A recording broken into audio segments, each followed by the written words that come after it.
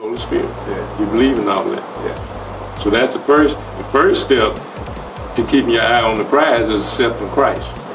Right. Then after that, you follow the steps of Christ. Hello and welcome to the 4,000 years of Black biblical heritage. This is a series that we're going to start. We've done it before on radio many years ago. And this Black biblical heritage is discussing the role of blacks in the Bible.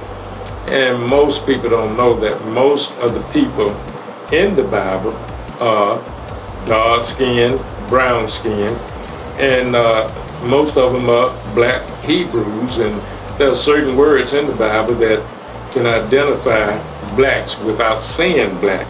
So we're going to talk about the beginning of time. We're going to talk about the Garden of Eden, and we're going to come all the way up to where we are today as it relates to the Bible.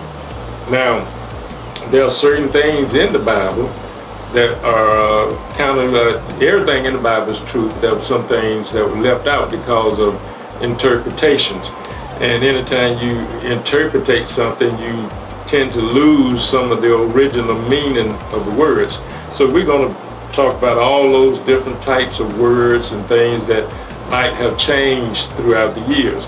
Now, many years ago, over 6,000 years ago, there was a light that shined out in Africa, and that light was in Ethiopia. Ethiopia is where the Garden of Eden was located. How do you know that? Now, everything that we're saying will be supported by Scripture. So, Ethiopia, in Ethiopia, you had these rivers. You had the Pishon, the Gihon, the Hiddekel, and the Euphrates and the Nile. All of these rivers came to a head, and they met. When they came to a head, that means they met. And when they met, this is where the Garden of Eden was located.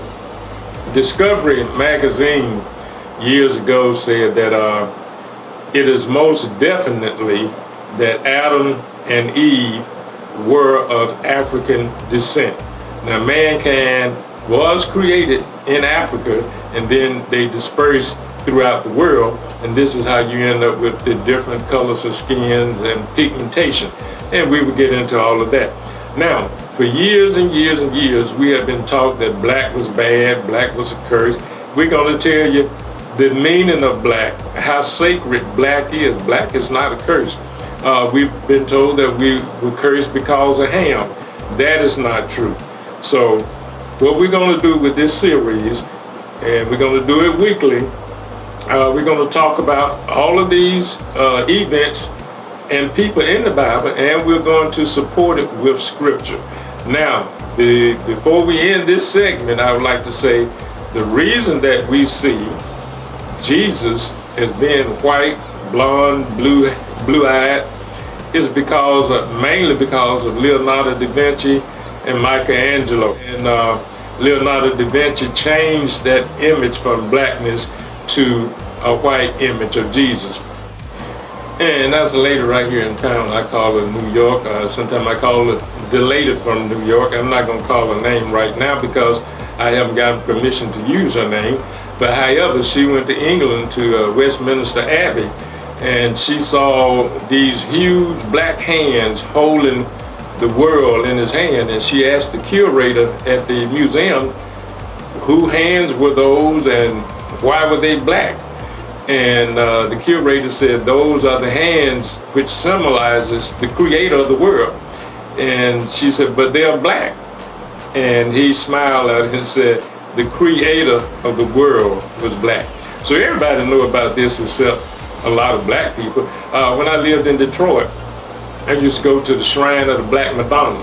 And if you ever can go to a shrine of the Black Madonna, all of this information that I'm talking about can be found, and it is supported by Scripture.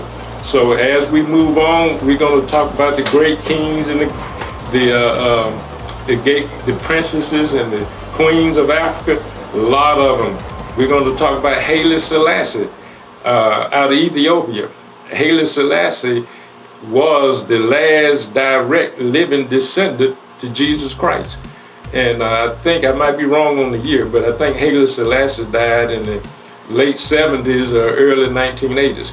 So this is very interesting. Now, lastly, where I got involved in this study was when I saw the Ten Commandments, and I knew Egypt was in Africa, and believe it or not, Israel was a part of Africa until 1869 when they dug the Suez Canal, which separated Israel from Africa. So all of those lands over there were a part of Africa.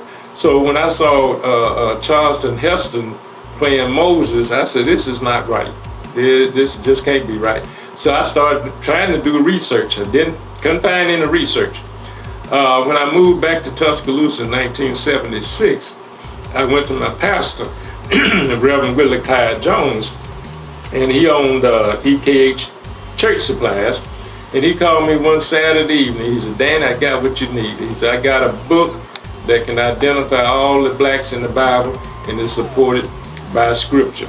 So this is how I started the series, 4,000 Years of Black Biblical Heritage. And I've used his books. I have the front of it now. It's all, I got to get another copy. But the author is John L. Johnson. And I had him here. Reverend Jones brought him into Tuscaloosa. He's out of St. Louis. I had him on the radio program at WTUG. And this book was signed and autographed. I have it right here. It's in a little bad shape right now, but it was signed and autographed by John L. Johnson, who wrote this book. A bit about John L. Johnson. He was a U.S. postal worker. He did all of this research. He went to 27 publishers to try to get this book printed. Nobody would print it because they said the information is correct, but nobody wanted to know about blacks in the Bible. So nobody would print the book. Finally, the first 30,000 copies he printed in his garage. He printed 30,000 copies in his garage. And then finally, a printer out of Nashville, Tennessee, saw the book, and he decided that he would publish the book.